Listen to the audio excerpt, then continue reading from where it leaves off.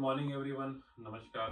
मैं doctor Swapnil Patel, cancer surgeon, उपकार cancer institute, Sundarpur, Varanasi. आज हमारे साथ एक बहुत ही खास पेशेंट है हमारे। हम अपने पेशेंट्स का इंटरव्यू इसलिए करते हैं ताकि एक पेशेंट की जर्नी को बाकी पेशेंट समझ सकें, उससे सीख सकें, क्या चीज अच्छी थी, क्या चीज खराब थी, क्या कठिनाइयां थी। उससे डिसीजन बनाने में मरीज को, मरीज के साथियों को, फैमिली को बहुत हेल्प मिलता है। आज हम जो बात कर रहे हैं, हमारे पेशेंट हैं लालता प्रसाद जी। इनका हमने ट्रीटमेंट किया है पैंक्रियाटिक कैंसर के लिए। पैंक्रियाटिक कैंसर एक बहुत ही गंदा और डेडलीस्ट कैंसर होता है। पैंक्रियाटिक कैंसर का रिजल्ट जनरली बहुत खराब होता है। पैंक्रियाटिक कैंसर आमतौर में अगर मैं बोलना चाहूँ, टॉप 3 सबसे खराब कैंसर में माना जाता है। Lung cancer, pancreatic cancer, gall bladder cancer, ये सब बहुत गंदे कैंसर होते हैं। इतने सालों बाद, इतना रिसर्च होने के बाद भी साइंस इसका क्योर नहीं खोज पाया है अच्छे तरीके से। हम किन पेशेंट्स को सही कर सकते हैं पैंक्रियाटिक कैंसर में, ये जानना बहुत जरूरी है। एक कैंसर सर्जन या कैंसर ट्रीटिंग टीम सब पेशेंट को सही नहीं कर सकता, ये भी जानना बहुत जरूरी है। हम सिर्फ उन पेशेंट को ठीक कर सकते हैं जो कि हमारे पास शुरुआती स्टेज में आते हैं, छोटी बीमारी लेके आते हैं। अर्ली स्टेज में, स्टेज 1 या स्टेज 2, उसके रिजल्ट्स एक अच्छे सर्जरी से बहुत ही ज्यादा अच्छा होता है। पैंक्रियाटिक कैंसर की सर्जरी को विपल्स सर्जरी बोलते हैं। तो विपल्स सर्जरी एक कैंसर सर्जरी में की जाने वाली बहुत बड़ी सर्जरी मानी जाती है, ग्रेड 6 सर्जरी मानी जाती है। उसका कारण ये है क्योंकि ये सर्जरी अक्सर बहुत लंबी होती है, 6-8 घंटे की होती है। इस सर्जरी को करने से पहले हमें मेक श्योर करना पड़ता है कि हमारा मरीज पूरी तरह से फिट है, उसके लिए पूरी तरह से तंदुरुस्त है, उसको झेलने के लिए। ये सर्जरी ऐसी नहीं है जिसको मैं कुछ बस पेशेंट को भर्ती किया और अगले दिन कर दिया। इस सर्जरी के लिए हमें मरीज को तैयार करना पड़ता है सर्जरी को झेलने के लिए। जैसे इनके केस में सर ये बताइए, आपको हमने जब पहली बार देखा था और जब सर्जरी किया, इसके बीच में कितना अंतरकाल रहा होगा? सर अप्रॉक्सीमेट 1.5 महीने रहा होगा सर। कम से कम। आप तुरंत ऑपरेशन नहीं किए, 1.5 महीने कम से कम 1.5 महीने। क्यों? कई बार आए, एडमिट हुए 1-2 बार, लेकिन हर बार कभी हीमोग्लोबिन कम, कभी पीलिया बढ़ा हुआ, कभी एल्बुमिन कम।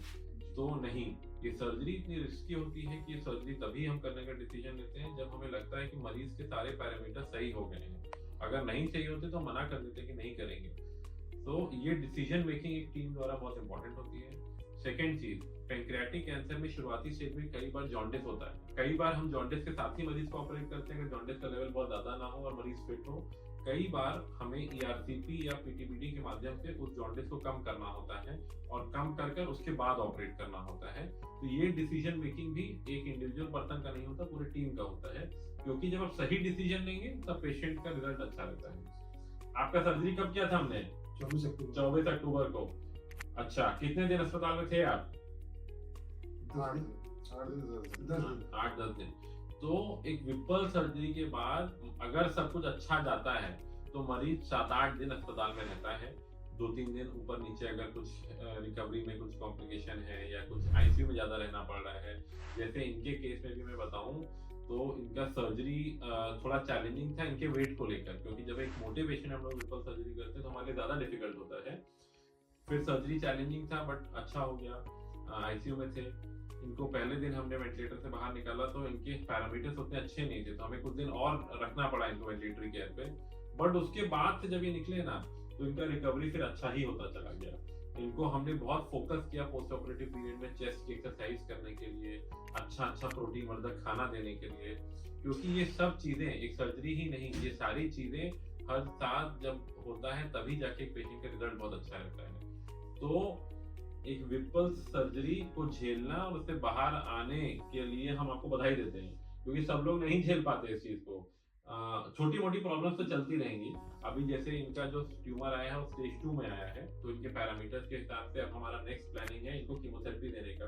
कीमोथेरेपी से थोड़ा डर रहे हैं सर, लेकिन डोंट वरी, हम कीमोथेरेपी भी आपके बॉडी वेट, हाइट, बहुत सारे पैरामीटर्स को हमारी टीम देखेगी, उसके हिसाब से ही बाद में कीमोथेरेपी देगी।